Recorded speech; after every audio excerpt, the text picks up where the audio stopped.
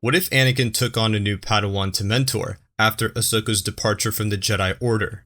What if this padawan was the youngling Grogu? How much would this alter the events of Anakin and Grogu's lives, and the galaxy around them, towards the end of the Clone Wars and Revenge of the Sith? For this what-if story, I want to explore a fun narrative that could be plausible. I'll mostly take creative liberties in order to differentiate the timeline from the original one. This what-if will be out there, much like the original timeline Jedi Maul trilogy, which was based heavily on some of the more obscure outcomes of the Star Wars Infinity's what-if comics. This will be one of many possibilities that could result in this scenario. As with all what-if stories, there is no true definitive answer, as it depends on the writer and the story they want to tell. Let's enter an alternate universe of the Star Wars timeline, an Elseworlds universe, on what if Anakin trained Grogu after Ahsoka's departure from the Jedi Order. Hello, this is Daisy Ridley, and I will be your guest narrator for today's What If story. Our story begins shortly after the events of The Wrong Jedi, the Season 5 finale of the Clone Wars series. In the weeks following Ahsoka's departure from the Order, Anakin was still left devastated, angered, depressed, and conflicted. Before he met Ahsoka, Anakin had been yearning for that loving personal connection and relationship that he shared with her. She was a massive source of his happiness. In many and special ways, Ahsoka had shown Anakin what it was like to have a sibling, a younger sister, one that he deeply loved and cared for and would give his life to. Her departure was a painful stab directly in his heart, and her absence left it cold and empty. Yoda, Obi-Wan, Rex, and Padme could visibly see the heartbreak in Anakin's eyes and the somber look on his face whenever he was around them. Kenobi and Yoda sensed the amount of loss he felt. Yoda, Obi-Wan, and other council members feared Anakin's feelings of abandonment would get the better of him. One day, a few weeks after Ahsoka's departure from the Order, Obi-Wan visited Anakin in his private quarters within the Jedi Temple. As the door slid open and he walked in, Obi-Wan's attention shifted to Anakin as he had been fixing something on his desk. I've been looking for you. How are you feeling, Anakin? Why? Something wrong? You tell me. At this point, Anakin knew exactly what Obi-Wan was referring to. There's nothing to talk about, Master. I disagree. Yeah? And why is that? Master Yoda feels that your emotions concerning Ahsoka may be clouding your judgment. I miss her. Yes, but there's more, isn't there? Master Yoda and I can sense a deep anger and sadness in you by just saying her name. We're worried about you, Anakin. Well, what did you expect? Ahsoka was my padawan, my responsibility. The moment the council suspected anything, they turned their backs on her. She was innocent about everything. I will grant you mistakes were made, Anakin. But dwelling on Ahsoka's decision won't bring her back. She made the choice to leave. Well, what choice did we give her? She would have been sentenced to death if it weren't for me. I spoke with Senator Amidala today. She's also very worried about you. There's nothing to worry about. What's done is done. Obi-Wan takes a moment before speaking his next words. He's not sure how Anakin will react. Master Yoda believes there may be something to ease the wounds. I'm not sure if I agree with this, but... Anakin cut him off as he glanced upwards to his face. But what? What are you talking about? Master Yoda has granted you permission to teach a new padawan. A youngling, if you wish. Anakin motioned a look of confusion. What? Master Yoda thinks that teaching a youngling will help you move on from the pain left by Ahsoka. Anakin shook his head, his face now converting to a look of frustration. Move on? You mean replace? Anakin, that's not... No, that's precisely what it means. What? Am I supposed to just mentor a new youngling like nothing happened, and just forget about Ahsoka? I can't do it, Master. I won't. Anakin, that isn't Master Yoda's intention, nor mine. I'm not telling you what to do, only presenting an option. It's unfortunate what happened with Ahsoka, but this can be a good chance to right that wrong. Anakin looked down in silence. I know this is very hard on you, Anakin. Both me and Master Yoda want what's best for you. Please, give this some consideration, for your sake. I don't want to see you in pain anymore. With that, Obi-Wan left Anakin alone to dwell on his thoughts and what he would ultimately decide. In the days following this decision, Anakin had on and off conversations with Obi-Wan regarding this new opportunity. As expected, Anakin took this the wrong way.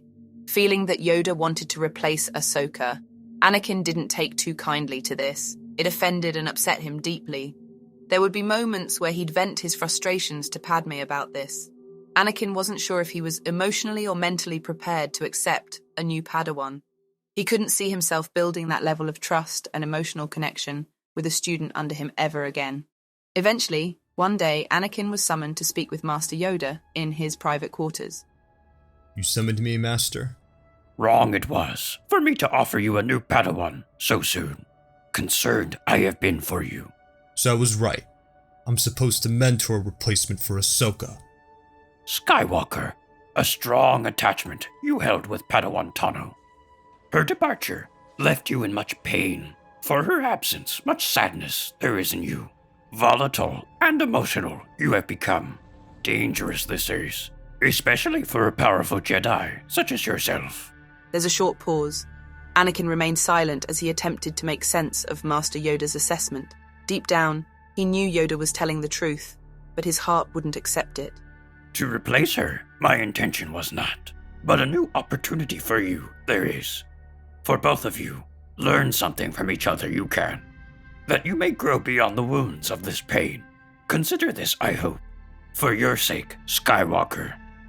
As the night sky cast over Coruscant later that day, Anakin had been in Padme's apartment. He'd been venting to her all day regarding this situation. And being the caring wife that she is, Padme advised Anakin to give this a chance. She knew more than anyone how much Ahsoka meant to Anakin. She wanted to help him understand that training a new Padawan wouldn't necessarily be a negative, because a potential special relationship could blossom and that any youngling in the Order would benefit greatly from Anakin's training and mentorship. This was Padme's main selling point on why he should consider it. Padme even said Anakin could learn from this experience, similar to Master Yoda. Anakin was now understanding Yoda's reasons. The couple continued to discuss it until Padme told Anakin to sleep on it. After a few days, the day had finally come. Anakin had thought deeply about what Yoda, Obi-Wan, and Padme said. He came around to the idea that a new Padawan could learn a lot from him. Anakin approached both Master Yoda and Obi-Wan, requesting to meet this youngling. They walked him into a room inside the Jedi Temple where they stood idle on the side. A small yet powerful presence tugged at his senses. He looked back to Obi-Wan with an uncertain look. Kenobi nodded, giving Anakin the sign that it'll be all right. Yoda then said that the child's name is Grogu and that he cannot yet speak. The youngling had captured the attention of many with his raw connection to the Force. Skywalker then looked back at the innocent youngling. The child acknowledged the 3 Jedi that walked in. Anakin wasn't expecting this youngling he was assigned to would be so young and small. He didn't know that another of Yoda's species was still around. After Yaddle's death many years ago, Anakin thought Yoda was the last one left of his kind. His gaze settled upon the child. His heart stirred by the potential within him. It was a chance for redemption, an opportunity to shape a young life and guide it away from the path of darkness. He felt the weight of responsibility, but also a flicker of hope deep down. Approaching the youngling, Anakin kneeled to meet him eye to eye. Grogu. He spoke softly, his voice a mixture of determination and tenderness. I've been assigned as your new master. Obi-Wan and Yoda smiled at one another. They were happy hearing Anakin acknowledge his new Padawan learner. Grogu's large, expressive eyes locked with Anakin's, conveying a depth of understanding that belied his size. There was a connection between them, an unspoken bond forged by the Force. Anakin sensed Grogu's trust, a fragile gift that he knew he must cherish. Anakin turned back again, this time looking at Yoda. He nodded, a trace of a smile gracing his wrinkled features. Anakin shifted his attention back to Grogu. Yoda and Obi-Wan stepped out to leave Anakin alone with his new student. Once Anakin had taken Grogu as his Padawan, he took time away from the front to begin teaching him. Anakin would have to split time between fighting and teaching because of Grogu's lack of abilities at this age. He chose to begin with basic training, so the two of them could begin to form a bond. Anakin found it difficult to adjust to training a student who could not speak with him. He would learn to telepathically communicate the way Ahsoka did in The Mandalorian. He also had to adjust to training someone in the basics of Force use, rather than the kinds of advanced combat training he gave Ahsoka.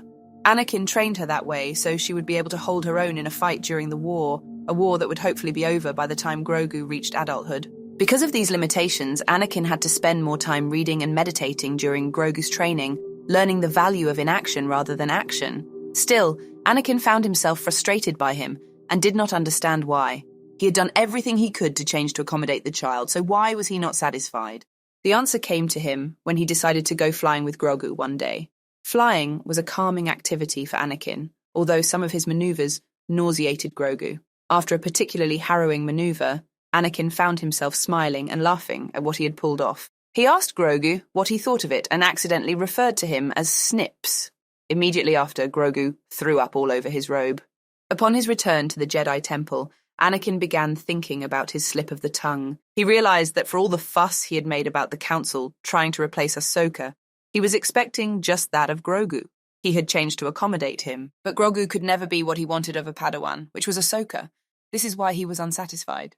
This realization led him to change his relationship with Grogu. Grogu couldn't be his friend like Ahsoka was, and he didn't have to. In a way, Anakin even began thinking of Grogu as a practice round for whenever he and Padme would have children. Later, during the events of the Clovis arc, Anakin returned to the temple after his breakup with Padme. While Clovis was not nearly as competent a fighter as Anakin, he had still landed a few kicks to Anakin's face and torso. He was left bruised physically and emotionally. Grogu sensed Anakin's pain and found him in his room in the temple. Anakin found the company of his apprentice of little consolation after pushing his one true love away like that. While he initially told Grogu to leave him alone, Grogu stayed at his side. Giving in, Anakin decided to hold Grogu. As he did, he began to feel better for some reason. Then he realized that Grogu was holding his minuscule hand against his chest, and the bruises beneath were disappearing. The possibility of force healing was incredible to Anakin, and he soon asked Yoda about it. Yoda told him that force healing was a very rare ability, and for Grogu to have an aptitude for it was even rarer. Yoda told Anakin that Grogu would become even better at this ability the older and stronger he became. Anakin asked if it was possible to learn this power, but Yoda told him it was most likely impossible. Anakin didn't say it, but he believed that eventually he would be capable of doing it as well. After this incident a few months later, Anakin left Coruscant to participate in the Outer Rim sieges up until he reunited with Ahsoka. Right before the siege of Mandalore and entering the events of Revenge of the Sith, when he and Obi-Wan were called back to Coruscant to rescue the Chancellor. Anakin would reunite with Grogu following his victory on the Invisible Hand to catch up with his Padawan. Later, in the scene where Anakin visited Padme, he told her that Obi-Wan and the Council don't trust him. She reassured Anakin when saying this. They trust you with their lives. As Anakin looked out through the window, she pointed out that the Council had to trust him because they entrusted him with Grogu. At the midpoint of the film, Palpatine revealed he was the Sith Lord to Anakin. He tried to tempt Anakin over to the dark side by promising to teach him Darth Plagueis' method of force healing. While Anakin initially believed he could rely on Grogu to save Padme, Palpatine told Anakin that he can't place his faith in an undeveloped infant. This kept Anakin conflicted about immediately arresting or killing Palpatine, as in the movie. A Sith Lord? Yes, the one we've been looking for. But for now, remain here. Wait in the council chambers until we return. Please don't! When Anakin made up his mind, he returned to the council chambers with his apprentice and waited for Mace to arrive in the dead of night. Quickly, Mace told him that the Sith Lord did not give himself up, and the only way to stop him was to kill him. Anakin was angry and irritated that Mace would do this, but Mace cut him off before he could interject. According to Mace, the Vice Chair Mas Amedda had activated Order 66, which sent the active clone battalions on Coruscant, including the 501st led by Commander Appo, to execute the Jedi on sight. Mace feared this extended to the Jedi, fighting across the galaxy as well, a twisted contingency plan concocted by Sidious in case he failed. Palpatine had Operation Cinder as one of his contingencies for his unexpected death during the reign of the Empire, so it's safe to assume that he would have one for the Clone Wars if he were killed, betrayed, or discovered by the Jedi. So even in death, Order 66 still served as his last will. Anakin told Grogu to wait and hide in his personal fighter. He and Mace placed the temple on high alert and made their way down to the entrance to defend it. In the film, the Jedi were quickly overrun by Vader and the 501st. But without the tactical and raw fighting skills of Vader on their side, the ensuing battle was more balanced. Even so, many Jedi perished before they could board evacuation ships and leave. Anakin and Mace fought fiercely against the legion of mind-controlled clones. Anakin was forced to kill his loyal friend Appo. As the last groups of Padawans and younglings boarded their ships, Mace and Anakin were left behind in the temple hangar with Shock T, Kelleran Beck, and Sin Dralig. Mace and Anakin were watching the transports fly up when they were suddenly attacked by clone V-Wings. Mace told Anakin to board his starfighter and protect the transports. Anakin looked around for his starfighter, but it was nowhere to be seen. Just then, his fighter buzzed the temple's ivory tower and shot down one of the V-Wings. Like Anakin had during the Phantom Menace, Grogu had quickly figured out a way to fly the fighter he was meant to hide in. He had apparently learned quickly from observing Anakin during their previous flights, and through Anakin sharing his thoughts with the tiny Padawan. Grogu flew in close to allow Anakin to jump over and get in. Anakin wouldn't go until Mace told him how he and the other remaining Jedi would escape. Mace told him that escape was not their plan, that the group would head down to the Jedi archives to send out a warning message to any remaining Jedi or die trying. With the fate of the other council members unclear, Mace told Anakin he was now a Jedi Master and must carry on the order. Anakin jumped onto the wing of the craft, and the last 4 Jedi retreated back into the temple. Anakin climbed inside his fighter, placing Grogu on his lap, as he had done before. While he wanted to call Padme to tell her what had happened, he was interrupted by the ship's sensors, picking up more approaching enemy V-Wings. Anakin shot off through the Coruscant skies at breakneck speeds, weaving between the bottomless skyscrapers and endless air traffic lanes.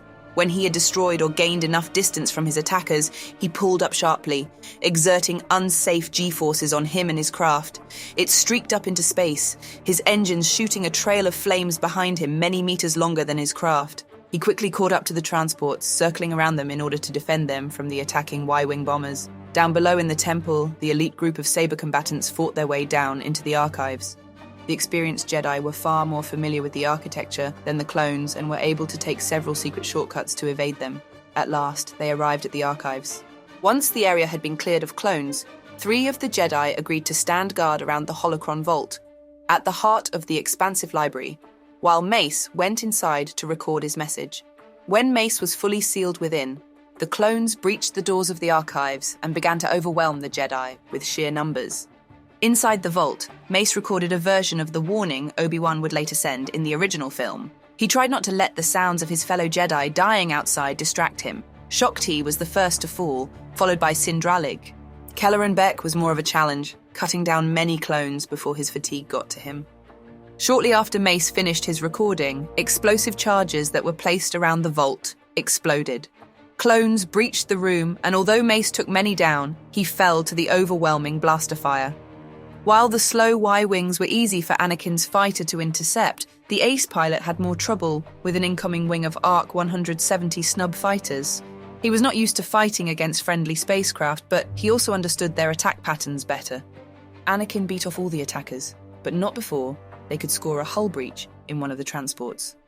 Anakin broke off from the group as they entered hyperspace towards the undisclosed destinations. He sped over to couple with his hyperdrive ring, quickly inputting coordinates before the orbiting star destroyers could get close enough. The blue trails of 1,000,000 stars were reflected in Grogu's eyes as they entered hyperspace for a brief moment. Not 5 seconds after he initiated the jump, he paused and reversed, heading back to Coruscant from a different vector. The orbital defenses were not focused on him when he returned, and he was able to return to the surface more calmly when he arrived at Padme's penthouse. He told Padme the shocking news of what happened earlier that day, and told her that he, Grogu, and their child were no longer safe. They would have to leave Coruscant as soon as possible. Padme, Anakin, Grogu, R2-D2, and C-3PO left a few hours later on Padme's shuttle. They soon contacted Bail Organa, who had rescued Yoda and Obi-Wan already. While Ameda and the other Republic military and statesmen struggled for power with Palpatine gone, it gave Padme enough time to go to Bail's secret medical facility at Polis Massa and give birth in the presence of her husband and his Padawan. Anakin came clean about his marriage with Padme to Yoda and Obi-Wan, which was easier after revealing it to Grogu. Unlike in the film where Padme died because she could not live without her husband, This healthy, if still chaotic environment kept her alive. Grogu's healing powers were not needed, but since he inspired Anakin to trust the Jedi, he still ended up saving Anakin's children from a certain point of view. Anakin now saw that his visions of Padmé's death weren't set in stone. His trust in his padawan and his trust in training as a Jedi saw him through this great trial. The future is still grim for the Jedi. The Clone War is still raging on, and the Republic may not survive without its strong leader. But the birth of Luke and Leia, in the presence of their loving parents, means there is still hope for the galaxy.